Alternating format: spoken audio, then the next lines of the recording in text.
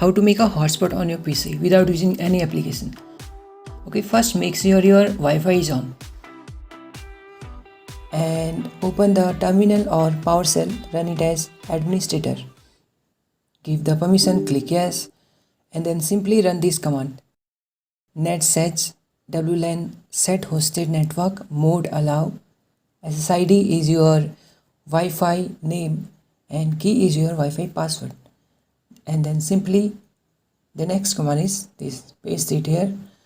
It will start your Wi-Fi hotspot using above username and password.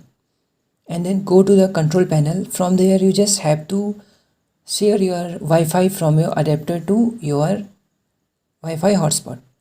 Go to your Wi-Fi adapter and go to properties, and from there go to sharing and share your Wi-Fi from your adapter to local area 11. Click OK. It will share the internet to your Wi-Fi hotspot.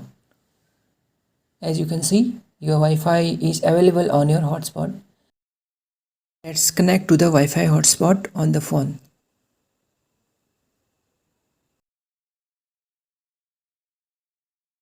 Okay, let's search who am I. If you want to stop the Wi-Fi hotspot, you just have to change the start with stop. It will stop the Wi-Fi hotspot, or you can just turn off the Wi-Fi. You can also make hotspot from Windows settings also. For that, just press Windows and I. Windows setting will open, and from the left just go to the network and internet, and then go to mobile hotspot and select your internet source. For me, my internet source is Ethernet. Then switch on the mobile hotspot from here. Just turn it on and it will open.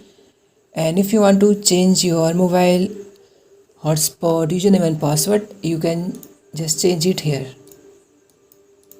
Okay, thank you for watching this video.